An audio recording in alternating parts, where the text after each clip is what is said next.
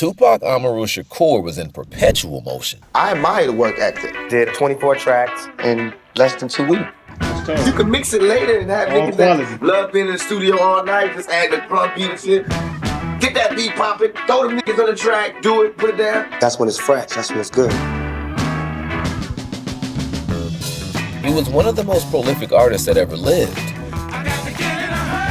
When it came to pure output, nobody in the game came close. And while most of us will never reach even a fraction of what he built, there are things buried in the way he operated that most people missed. Once you see them, they'll sharpen you in ways that safe advice never could. For example, just in his last 11 months alive, Tupac recorded 150 songs, filmed 3 movies, dropped 2 albums, and performed across 2 continents. Man never sat still. That's less than a year, bro. All of that? There was a fire behind it, and that fire had a very specific source. Law 1, compete. Ain't no other record company out there that sold as many records as we did. We outsold Bad Boy, LaFaze, every black record label out there, we outsold them in 1 year. All these weak rappers, Nas, all these suckers, they battling. If this was chess, we be yelling checkmate 3 years ago, cause we been beat these. Back in the 90s, boy talking crazy was absurd. Classics dropping left and right. If you weren't getting better every week, somebody was taking your spot. Most people would drown in that kind of pressure. Tupac, man, he ran on it. He competed with everyone. Nas, Biggie, Bad Boy Records, the entire East Coast establishment. At 20 years old, still promoting his first record, he went on local television and called out MC Hammer, the best-selling name in hip-hop at the time. He did sell 10 million records, but crack fiends bought 10 million rocks. That don't mean crack is good. It was in his DNA, and that intensity was contagious. It followed him into every room. When he arrived at Death Row, corrupting Daz Dillinger, 2 of the label's own rappers and producers had been spending 12-hour sessions making a single song. Tupac told them they were wasting time. And it was like Tupac, like, man, if y'all in there for 12 hours and you ain't made about 8 records, bullshit. I'm like, damn. And just like that, the pace of the entire building changed. He raised the temperature just by walking in. And I mean that literally. His engineer Tommy D said that Tupac used to turn the air conditioning off in the studio and make it hot like prison. He'd want to turn the air conditioning off and make it hot like prison and just totally get into it. Think about that. That's a different type of nigga. The room to feel like a cell. That was the atmosphere. That's how he liked it. It wasn't a peace, love, and happiness vibe. It was more of get the job done, you get it right, you're concentrating. It's like pro sports, you're not, you know what I mean? Tupac walked into the studio like Mike Tyson, deep in fight camp, hot, grinding, preparing to rip somebody's belt away. And everybody in that room either kept up or got out the way. I didn't know his work habits, right? When we finished the first track, I was like, great, I can take a break. I walk in, Tupac looks at me and throws his book at me with lyrics and was like, you motherfucker, if you ever leave this studio again, I'm gonna kick your fucking ass. And I'm like, dang. That's what real competition does to your output. Not journaling about personal growth, having actual faces across from you, names you refuse to lose to, people winning in territory you consider yours. And the thing is, you don't have to manufacture that. You just have to stop pretending it doesn't exist. That rivalry you feel towards somebody in your field, that person whose work keeps you up at night, that's not a character flaw, that's fuel. Use it. In 1898, a psychologist named Norman Triplett noticed that cyclists rode faster when another cyclist was in the lane next to them. Not racing a clock, just a body next to them. That one observation launched an entire field of research. And what they found since is simple. A specific rival, a face, not a concept, activates a gear that no abstract goal will ever reach. Tupac ran on this instinctively. You don't need an enemy. You need someone whose work won't let you sit still, and an environment where the pace around you forces you to keep up. The competition needs fuel, and the fuel Tupac was running on came from a place most people would rather not talk about.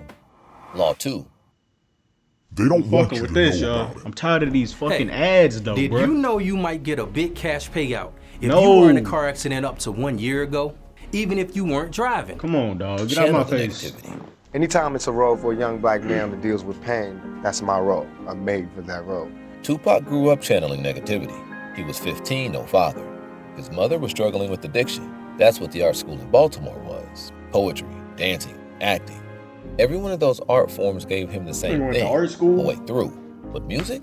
That was the only one where the pain actually left his body when he was done. All my songs deal with the pain that I felt from my childhood. That's what makes me do what I do. Pain comes in, work comes out. By the time he had a record deal, that was the only way he knew how to operate. And here's where it gets really interesting. Because what happens when you take that away? In 11 months locked up at Clinton Correctional, Tupac read a ton of books, wrote an entire autobiographical screenplay. But songs? One. One in 11 months. Prison kills your spirit.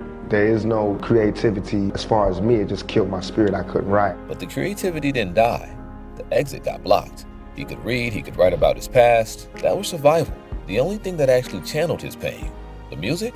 Prison shut that down. He'd been shot 5 times, convicted for something he said he didn't do, locked in a cell at 23, alone. The rage, the betrayal, watching his rivals win from behind bars. All of it with nowhere to go. And that's the thing about pain when you can't get it out, you know? It doesn't fade, it just builds. 11 months of that. Then on October 12, 1995, Suge Knight posted his bail. Tupac flew to Los Angeles, and that night, he went straight to the studio. It was like if somebody had took a balloon and just kept blowing air in it, but never tied it off, just kept blowing air in it. That was him sitting in jail. And then when they let that nigga out, they let the air out. 12 hours a day, every day, until people around him literally started passing out. I've been in the studio since the day I got out, about 12 hours a day. Up until they kicked me out, it'd be dark and everybody gotta go to sleep. Well, people be passing out, so I'll be like, okay, I guess we gotta go home now. Then he came back early in the morning and did it again. It was the only place where his pain, his anger, his negativity could be processed. Doing this just for what the music is, preventing my anger.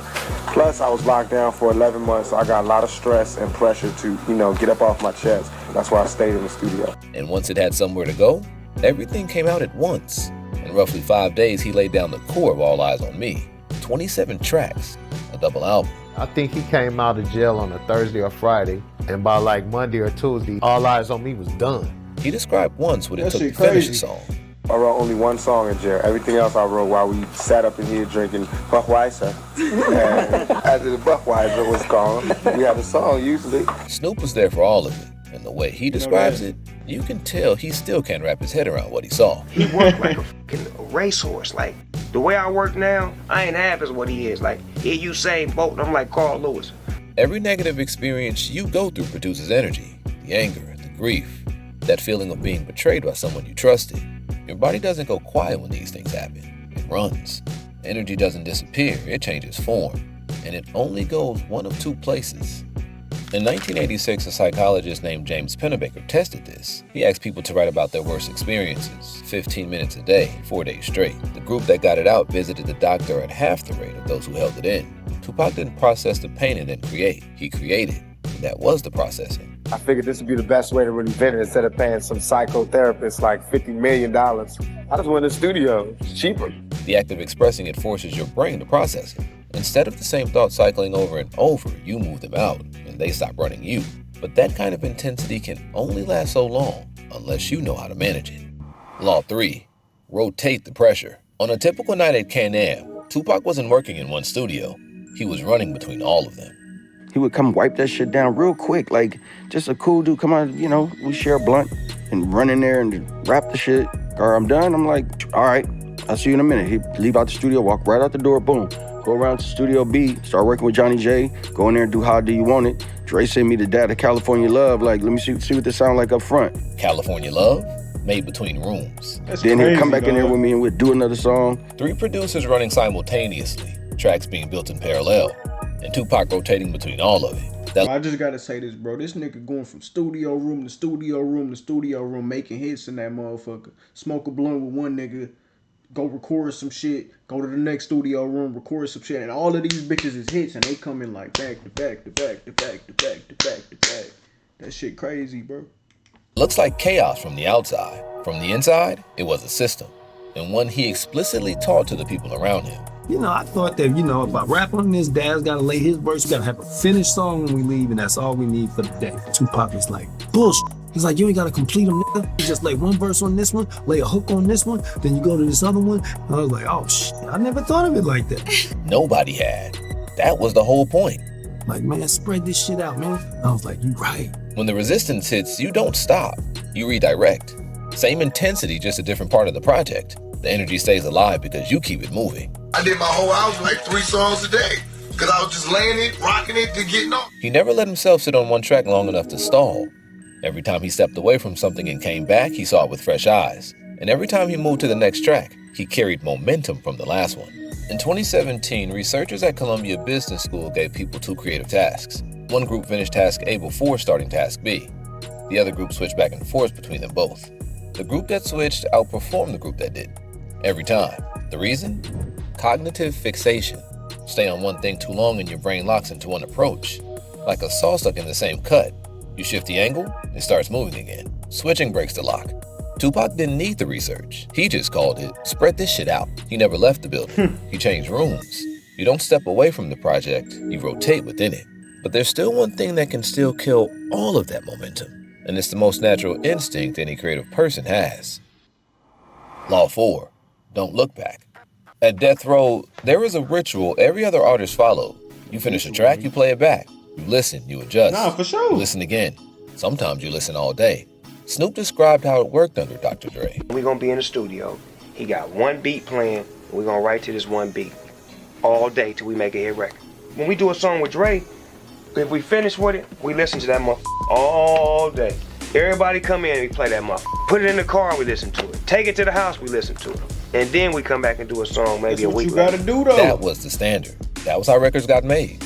Tupac didn't do any of that. He would never, most people would come in the studio, hey, let me hear my last 8 songs I did. He never even wanted to hear the shit back. He would never ever request, hey, let me hear that song. And he'd never say nothing like, hey, you know, that mix ain't right or that shit. He didn't give a crap about that. All he cared about, like he said to me once, just put my vocals real loud and turn the drums up and I don't give a shit about anything else. 3 songs in an hour? Never listened to a single one. 3 songs, he ain't listened to nan one of them. And that sounds reckless. It sounds like a man who doesn't care about his craft. No, this sounds like but a listen to nigga what who the know what's people around up. him actually observed. His trumpeter player Willie Waldman put it this way. Pac, like the flow, you necessarily didn't have to have the perfect part, but if it flowed right, you were cool. And they moved on. Flow. That's the word. What Tupac protecting wasn't sloppiness. It was the feeling that lived inside the first take. The raw thing that came out of him in the moment. The anger, the pain, the energy from everything we've already talked about. That was in the first pass. Going back to fix it, polish it, tighten it up, that's where the feelings die. Every revision sands off a little more of the heat. And if you've ever gone back to rework something you were excited about and watched the excitement drain out of it with each pass, you know exactly what he was avoiding. Tupac understood that instinctively. The first take had the truth in it. Leave it alone. His engineer Tommy D noticed something else. When Tupac wrote his lyrics by hand, there was never a word crossed out, never a correction, never a rewrite. The words came out clean the first time, not because he planned them, but because he wasn't filtering them. One thing I thought was interesting, sometimes he'd write his lyrics down. When we leave, I'd look at the lyrics. There was never a misspelled word, and there was never something crossed out, like, you know, keep rewriting. It was just all the words spelled correctly. I watched Pac write on a piece of paper. It was more than 16 bars. I watched him write it as fast as his hand could write. He's writing so fast that the writing is like intense on the paper. And then he goes, I'm ready. And they go in there and they spit that excellence. In 2008, a neuroscientist named Charles Lim put jazz musicians inside an MRI machine and watched their brains while they improvised. What he found was that during the improvisation, the part of the brain responsible for self-monitoring, the inner critic, the voice that says, is this good enough, shut down, went quiet. And the part responsible for self-expression lit up. The best creative work happens when the judge in your head leaves the room. But Tupac's judge never showed up in the first place. And that raises the real question. Why? Why was he so sure of everything that came out of him? That has to come from somewhere. Law 5. Find your cause. Muhammad Ali had picked up something else along the way. Then he'd gone to Africa and people believe in him. You mean so much to us. He found something to fight for other than money and championship belts. And when that person finds something like that, you can't hardly beat them. Want to break into cybersecurity but don't have experience? The Google Cybersecurity. This shit is crazy, y'all. Like, this is a great video, bro. I wonder how long it took them to piece this shit together. This shit is like, it's very informational, bro. And it's not even just about Tupac. It's teaching you shit in life, you feel me? That'll help you through life, you know what I mean? So I'm glad I came across this shit.